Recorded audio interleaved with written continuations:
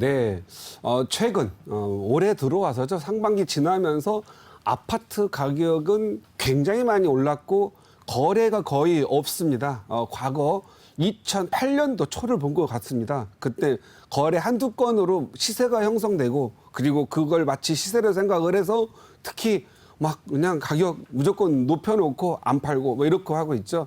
이게 이제 우리 소위 그 약간 왜곡 현상도 좀 있습니다. 보통 우리가 부동산 거래를 공시하다 보니까 거기다 가격 올려놓으면 이제 가격이 이렇게 올랐구나. 나는 더 올려야지. 호가를 막 올려가서 호가를 올려놓는 경쟁을 하는 것 같습니다. 그거 머지않아 정상화됩니다. 그래서 거래 한 건, 두 건 되는 거 가지고 시세가 막 급등했다. 이러한 부분은 꼭 다는 아닌 것 같다라는 생각이 듭니다. 그런데 이제 아파트 가격이 너무 많이 올라서 그런 거고 또 취득세라든가 예를 들어 취득세 중과세 그다음에 이런 부분들 때문에 이제는 올해는 다세대 주택 즉 빌라죠. 빌라와 연립주택이 그리고 또 아파텔이라고 하는 오피스텔이 굉장히 많이 거래가 됐고 거래량이 부쩍 늘으면서 가격이 역시 상승률로 보면은 굉장히 많이 올랐습니다. 그래서 지금 현재 왜 이렇게 빌라와 오피스텔마저도 오르는지 우리가 그 원인을 한번 짚어봐야 될 것 같고요. 또 사실 아파트만 많이 올랐기 때문에 순차적으로 이게 또 풍선 효과가 당연히 지역으로 넓어졌다가 이제는 물건의 종류별로 또 풍선 효과가 발생되게 돼 있죠. 그래서 이걸 좀 짚고 넘어가면서 앞으로도 대책을 세웠으면 좋겠습니다.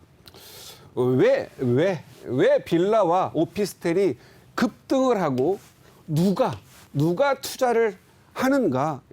아마 여러분 자신이 투자하고 있었고 또 모르는 사람들은 누가 투자하는지를 좀 알아야 되겠죠. 이게 오르는 이유가 있습니다. 1차적인 원인. 우리 1차적인 원인을 보면은요. 이런 현상들은 이 빌라와 오피스텔이 이것은 분명하게 오르는 지역과 안 오르는 지역이 완전히 나누어져 있습니다. 이건 양극화가 너무 심하죠. 서울, 그리고 서울이 대부분 다 올랐고요. 나머지 지역들은 그렇게 오르진 않았습니다.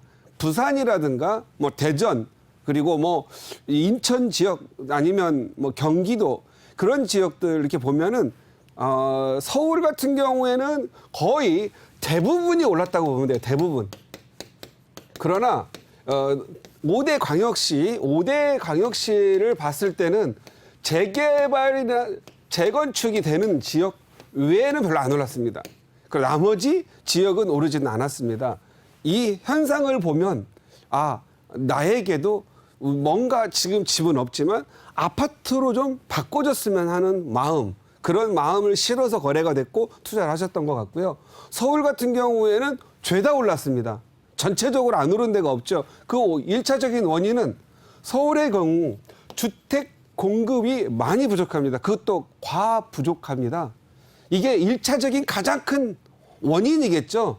그 원인을 보면은 지난 박원순 시장 재임 시절에 무려 재개발 지역을 약 396개 거의 400개 정도를 해제를 해버렸습니다.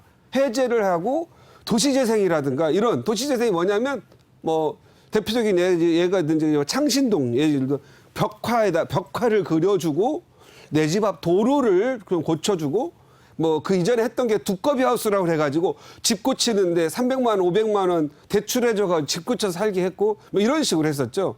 그런데 그게 궁극적으로는 주거 환경이 좋아졌느냐? 안 좋아졌다라는 거죠. 그리고 또 두꺼비 집 해가지고 집 고쳐서 또는 또 도시재생해서 고쳤다고 해서 양질의 주택이 되느냐? 양질의 주택이 될 수가 결코 없죠. 그래서 결국은 서울의 주택 공급을 확실하게 줄여준 것은 재개발 지역이 해제된 부분들이고요.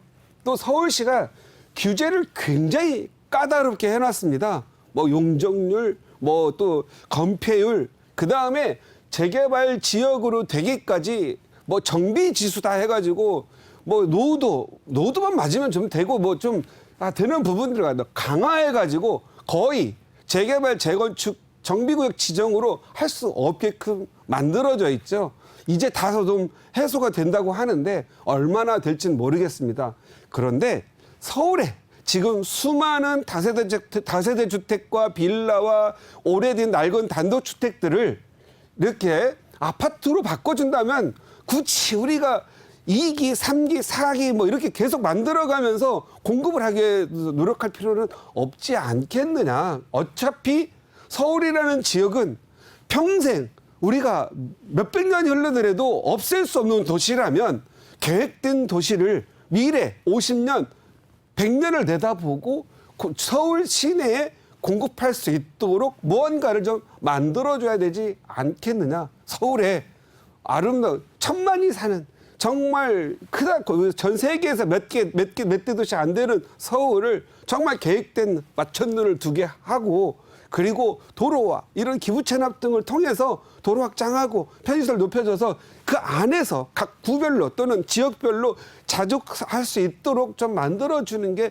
좋았지 않겠느냐. 뭐 강남만 필요하냐? 아니죠. 뭐 요즘 공덕 보면 공덕 같은 지역들도 아파트 잘 만들어주고 또 그 안에 잘 편의시설 만들어주고 그리고 끼리끼리 잘 살게 하니까 대흥역 주변으로 학원가가 생겨가지고 굳이 강남까지 이제 학원 안 와도 되는 경우가 발생이 됐죠. 앞으로 광북의 지역들도 그냥 막 50층, 30층 원하는 대로 만들어줘 가지고 그들 안에서 굳이 강남 안 오고 그냥 그 안에서 잘 살 수 있도록 만들어준다면 곧 주택 공급난 해소되지 않겠습니까? 그래서 이 재개발 해제 지역, 많은 재개발 지역의 해제와 엄격한 규제 강화가 정말 서울의 아파트 공급난을 만들었던 겁니다. 아파트는 뭐죠? 그냥 양질의 주택이죠. 양질의 주택. 좀 살고 싶은, 어떤 사람들은 아파트 살기 싫어해요. 그런데 아파트 살기 싫어하지만 그래도 좀 깨끗하고 좀 어느 정도 이씨 살고 싶어 하고 편하게 살고 싶은 건데 그걸 좀 할 수 있도록 해줬으면 좋지 않겠느냐. 두 번째는 부동산 규제가 들어가면서 주택을 많이 보유하지 못하게끔 만들려고 양도세 중과세라는 것을 세게 만들어놨죠. 그래서 양도세 중과세를 세게 해놓다 보니까 자기 주택 있는 사람들이 종부세를 각오하고 계속 보유하고 있는 현상이 있습니다. 그래서 지금 현재 서울에 자가주택 보유율이 50% 이하라는 걸 아셔야 됩니다. 지금 자가주택 이하율 50% 이하라는 건 누군가는 다 50%는 세를 살고 있다라는 거죠. 이게 지금 현재 우리가 지하철을 타고 가면, 버스를 타고 가면 2명당 1명이 내 집이 없다라는 현실이거든요. 그런데 자가주택 보유하고 있고 남의 주택 산다라는 거잖아요.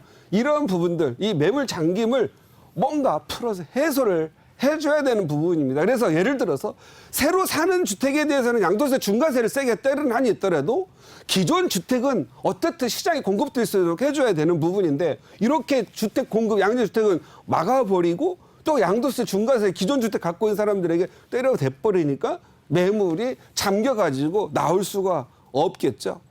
만약에 이제 지금 현재 서울뿐만이 아니라 대도시의 다주택자들에게 1년만 또는 1, 2년만 양도세 중과세를 폐지해가지고 그 기간에 팔게 하고 한 2년 있다가 그때부터는 양도세 중과세를 지금 2주택자에서 20%, 3주택 30% 추가 과세하는데 그냥 그럴 것 없이 2주택자에 전부 40% 중과를 때린다면 어느 정도 시장 나오지 않겠습니까? 이때 부동산 가격, 아파트 가격 폭락 일어날 수 있습니다. 어떻게 해요? 두 가지가 있겠죠. 양도세 중과세 해제하고 강북에 있는 주요 노후된 지역들을 아파트 공급 세게 할 수 있도록 지원해주면 정말 또 이렇게 되면은 또 수도권에 있는 이 서울 밖에 있는 1, 2기 신도시들 또 굉장히 힘들겠네요. 이것도 정말 고심은 좀 해봐야 되겠지만 어느 정도는 물꼬를 좀 공급할 수 있도록 열어줘야 된다. 20평 다 살다가 30평 간 사람들 20평 못 팔고 있고 전세 놓고 있고 전세 가격 높죠. 결국은 그 전세 가격 높은 걸로 또 투자하려고 하고 있죠. 이 부분들 뭔가. 그래서 이게 단지 사회적 오명, 투자를 갖다가 투기로, 자본주의 사회는 원래 투기라는 것은 없죠. 인베스트먼이지 투기 이거 일리걸 인베스트입니까? 이거 아니죠. 이거 은행에도 눈이 버는데 빤하게 가격이 오르고 그러는데 이 투기라고 하는 것보다도 좀 시장 좀 자율에 좀 갈 수 있도록 좀 할 필요가 있는데 두세 개 가신 분들, 뭐 자녀분들 한두 갖고 있는 분들이 어떻게든 증여라도 할 수 있겠지만 요 매물 잠겨 있는 것들을 좀 풀어 가지고 공급됐으면 좋겠다. 그리고 지금 지금 빌라와 오피스텔이 오른 이유가 아파트 가격 상승 도미노입니다. 아파트가 30평대가 지금 평당 1억이 넘어가고 있잖아요. 강남 같은데. 그래서 뭐 강남만 모욕할 것도 안 되죠. 강북도 가보면 3평짜리 대부분 뭐 15억, 17억짜리가 숱하게 많습니다.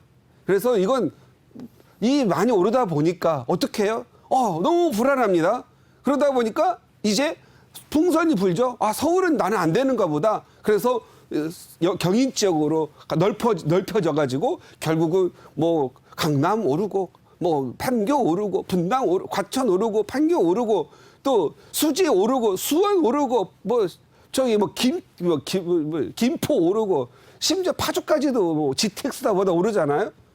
아파트 오르니까 지역적으로 넓어지다가 이제 다시 다 이제 넓어질 만큼 넓어지니까 어떻게 다시 서울로 오죠? 그러니까 이제 아파트 오르고 단독주택 오르고 그다음에 단독주택 오르니까 또 땅값 오르고 또 빌라 오르고 오피스텔 오르고 공급대는 뭐죠? 단독주택을 부셔서 빌라를 만들죠. 또는 오피스텔을 만들죠. 단독주택과 빌라를 부셔서 아파트를 만듭니다. 이러한 가격의 상승이 도미노처럼 연결이 되다 보니까 가격이 1차적으로 오를 수밖에 없다. 공급의 부족을 계속 막고 있다. 이런 거죠. 공급을 좀 빨리 할 수 있도록, 많이 할 수 있도록 뭔가 제도적으로 개선이 돼야 될 것 같고요. 서울의 땅값이 당연히 상승을 했죠. 서울의 다세대 주택이든 뭐 상업지에 오피스텔 하나 이제 공급을 상업지에 오피스텔 1억에 살 수 있는 땅이 이제 없어요. 불과 5, 6년 전만 해도 뭐 여기 뭐 종로 을지 일대 4천, 5천이면 샀는데 다 1억이야 이제. 없어요. 2배 올라버린 거죠. 그러니까 건축을 할 수 있는 공급하는 사람들이 안 하거나 이제 앞으로 말이죠. 빌라 오피스텔 공급이 굉장히 줄어들어요. 왜? 빌라 지으려면 또 취득세 13.2%. 원래 빌라 지을 때 취득세 4.6% 또는 1에서 3% 했었죠. 그런데 이제는 13.2%를 내야 돼요. 법인이 공급하려면. 또 집이 있는 사람이 사서 지으려면 집수 계산해야 되잖아요. 그러면 1, 3% 살 수 있는 사람 없어요. 그리고 1, 3%로 땅을 사가지고 지을 수 있는 사람들은 돈이 없어서 못 짓고 결국 그러다 보니까 땅값 높고 결국은 취득세 13%에 거기에 걸려가지고 이익이 없고 하니까 원자재 값도 오르고 인건비는 지금 많이 상승했죠. 그러다 보니까 공급이 줄어드는 거예요. 그래서 빌라 오피스텔도 서울 같은 경우는 서로 살라고 해요. 왜? 내 자녀들은 앞으로 어떻게 하지? 이렇게 올라가지고 사줄 수가 없어. 월급 가지고는 못 사죠. 그럼 서울에서 그래 신혼부부라도 신혼생활 해야 되니까 투룸, 불량 원룸 1.5룸이라도 사주려고 막 지금 애를 쓰고 있는 거죠. 그러다 보니 공급량은 없고 하다 보니까 거래량만 늘어나고 가격이 또 오르는 겁니다. 그 다음에 이게 가격을 알아야 되는 게요. 뭐 계란값도 5년 전에 비하면 2배가 더 넘었죠. 계란값 제가 봤을 때는 60년대 후반, 70년대 초반까지만 해도 계란 한 알에 10원, 8원에서 10원 했죠. 근데 지금은 한 알에 300원, 400원 하죠. 계란값이 3, 40배 올랐어요, 지금. 그랬는데 5년 전 대비했을 때 계란값이 2배 더 올랐죠. 땅값도 서울에 평당 2천, 이제 2천 하던 거 없어. 다 4, 5천 가죠. 3천만. 800만 원, 700만 원 하던 것도 2,500씩 해요. 땅값은 사실 100%가 아니라 200% 넘게 오른 것 같아요. 인건비도 50%가 아니라 실질적으로 뭐 수당 내주고 뭐 또 퇴직금 적립해주고 하다 보면 사실 인건비도 거의 8, 90%다 올랐죠. 철근값 뭐 5, 60만 원, 3, 40만 원 하던 게 지금 110, 100만 원, 지금 거의 100만 원 정도 하죠. 원자재 값도 또 동반 상승을 해서 3, 40%, 50% 올랐죠. 이러다 보니 1차적으로 물리적으로 가격이 오를 수밖에 없는 거예요. 그러니까 2차적으로는 어떻게 올라요? 이건 심리적으로 오를 수밖에 없는 거죠. 심리적으로. 자, 서울의 미래에 대한 믿음? 확신합니다. 앞으로 이제 인구 절벽이에요. 한 부부가 아이들을 출산하는 게 이제 한 부부가 출산하는 0.87? 한 명도 나지 않거든. 인구가 이제 줄어들거든요. 이제 고령화되죠. 초고령화 사이 2040년 온다고 제가 보기에는 30년이면 초고령화 올 것 같습니다. 그런데 많은 사람들이 아이들 학교 보내고 경제활동해. 그러면 지방의 행정도시 제가 봤을 때는 거의 소명 과정 많이 거치겠죠. 그럼 어디로 사야 돼요? 그러면은 아이 키우고 경제활동을 하면 결국 서울이라는 곳에 집중될 수밖에 없습니다. 그래서 사람들은 줄어들고 부모로부터 돈은 받고 뭐 상속세 내고 나면 돈 받죠. 받아가지고 나 혼자 저쪽 멀리 할 거야? 아니 돈 들고 서울에 들어옵니다. 그러니까 서울은 계속 돈 들고 올 수밖에 없는 거죠.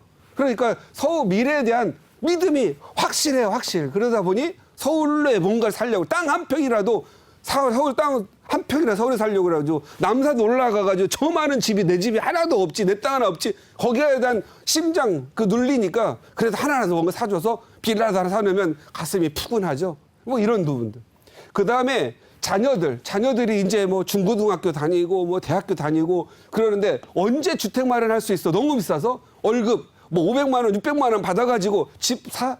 물가는 비싼데? 그러니까 미리 좀 사줘야지. 아파트를 먼저 사주려면 어떻게 해야 돼? 그러니까 하나 재개발 예정지에다가 한 10년, 15년 아이 크고 나면 장가 갈 때 사줘야지 해서 10년, 15년 후를 바라보고 재개발 예정지에 하나 사둡니다. 거래량 늘어나죠? 미리 아파트 사놓으면 어떻게 돼요?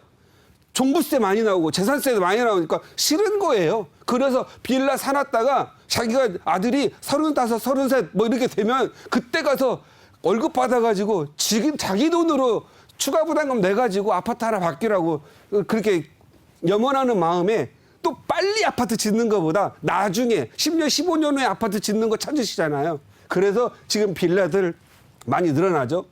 그리고 주택 대체제, 막 역세권에 뭐 영등포, 특히 뭐 영등포도 막 굉장히 지금 회사들 많이 늘어나죠. 종로 요즘 많이 늘어나죠. 강남 너무 비싸니까 아예 포기를 했어요. 오피스텔 하나에 뭐 원룸이 뭐 8, 9억씩 분양한다는데 이게 아파트지 무슨 오피스텔이에요? 그래가지고 오피스텔을 아파트처럼 꾸며놓은 것들 최근에 뭐 일산 뭐 저기 뭐죠? 뭐 광교 이런 데도 오피스텔이 25평, 30평짜리 3억씩 올랐다 하잖아, 이미. 그러니까 서울은 거기가 더 오르겠지 하고 서울에다가 막 사는 거죠. 그래서 이제 막 투룸 오피스텔 나오자마자 막 5, 6억, 6, 7억. 하루다게 다르게. 왜? 비싸니까. 여기 있는 원자 땅값 비싸고 하니까 안 사가도 된다라는 거예요. 전세값이 높으니까. 그러니까 주택 대체하는 오피스텔 이거라도 하나 사셔서 내 아들이 직장 생활 할 때까지만이라도 좀 편하게 살 수 있고 그리고 또 갖고 있는 동안 아이가 직장 다니기 전까지는 그래도 대출이 오피스텔 나오니까 대출 받아가지고 월세 받아먹고 있다가 아이에게 넘겨줘야지. 그리고 뭐 이런 생각을 하시는 분들 이런 분들이 오피스텔 또 많이 사놓고 있죠. 그 다음에 지금 우리 사회 문제가 또 뭐냐면 양도세 이런 것 때문에 그리고 또 뭐 취득세 중과 무서워가지고 비정상적인 1인 세대가 급격히 증가했어요. 이거 문제 있습니다. 이게 지금 예를 들어서 중과 뭐죠? 양도세 줄이려고 이혼하는 뭐 굉장히 많이 1인 세대가 이혼으로 해서 또 많이 늘어났죠. 그리고 결혼 이제 취득세 중과세 피하려고 또 결혼하고 나면 5년 동안 일시적인 2주택을 만들 수 있잖아요. 혼인으로 인한 일시적인 2주택은 5년이니까 각각 2년씩 살았다가 합가를 하면 혼인신고를 하면 양도세 비과세를 해주니까 혼인신고를 아주 또 늦춥니다. 그래가지고 혼인신고 늦죠. 심지어요 요즘은요 자녀에 보면은 결혼해도 미혼모가 많이 나오고 있죠. 결혼을 해도 아빠 이름 넣어가지고 결혼신고 아이 세대인데 등록 출생신고 받아주거든요. 그러니까 이거 비과세 만들고 한 번 더 팔아가지고 좋은데 한번 상급지 간다고 그래가지고 아이를 낳아도 혼인신고를 안 하는 분들이 늘어나고 있다는 거죠. 그래서 혼인신고 연기, 뭐 이런 연기, 이런 것들이 지금 비정상적인 부분. 그래서 지금 현재 저는 이 빌라와 오피스텔 사시는 분들의 심정도 충분히 이해가 갑니다. 뭐 자기 아이들, 뭐 요즘 신문에 9살 이하도 집을 사준다고 하는데 그것은 투기라기보다도 아이에게 미래가 없기 때문에 아이에게 지금이라도 땅 한 평이라도 원룸이라 사주어가지고 좋은 자리 사주면 나중에 아파트 받을 권리 25평이라도 받으면 언젠가 15억, 16억 서울은 되니까 그냥 사주는 거지 정말 이걸 무조건 또 투기로 에둘러서 말할 필요는 없지 않겠느냐. 그래서 저는 모든 게 지금 가장 중요한 부분이 서울의 주택 공급인데 어쨌든 재개발 해제된 지역들 규제 강화, 재개발 규제 강화된 것들이 좀 완화돼가지고 정말 필요한 곳에 필요한 아파트가 공급이 되고 그리고 수요를 좀 억제시킬 수 있는 걸 억제시킬 수는 이제 없잖아요. 그러니까 공급을 좀 충분히 시켜서 집이 어느 정도 내가 지금 안 사놔도 어느 정도 공급이 들어오면 편안해지겠구나. 나도 편안하게 집을 살 수 있겠구나. 뭐 이런 부분도 있습니다. 또 우리가 이제 보통 요즘 뭐 부동산을 많이 사두는데 우리나라밖에 없는 전세제도, 이 전세제도가 전 세계도 없는데 이 우리나라 이 전세제도가 근본적으로는 전세 갭 투자를 많이 일으킬 수밖에 없고 집 사놓으면 전세값이 올라서 집값이 더 올라가는 이 이상한 전세제도 때문에 우리한테 익숙하지만 이 이상한 전세 제도가 부동산 가격을 안정화시키는 데가 좀 많이 어렵다. 그래서 이런 전체적인 제도가 바뀌기 전에는 우리 시청자님들은 이 빌라와 오피스텔의 이 가격 상승들 그냥 강 넘어 물두듯 하지 마시고 여러분도 참여할 부분 있으면 참여하고 억제할 수 있으면 억제를 하셨으면 좋겠다. 그래서 이 여러분들이 좀 부동산 공부를 많이 한다고 하고 많은 정보를 취하고 있지만 왜 이렇게 갑자기 많이 오르느냐 이런 부분들은 근본적인 원인을 좀 알고 가면은 부동산 시장에 들어갈 수 있고 또 어느 정도 공급 정책이 나오고 서울 시내에 뭐 재개발 재건축들 많이 나오면서 공급이 어느 정도 들어지면 가격이 좀 덜 오르겠구나라는 그런 예측할 수 있는 그런 실력을 갖추라는 의미에서 강의를 다뤄보았습니다.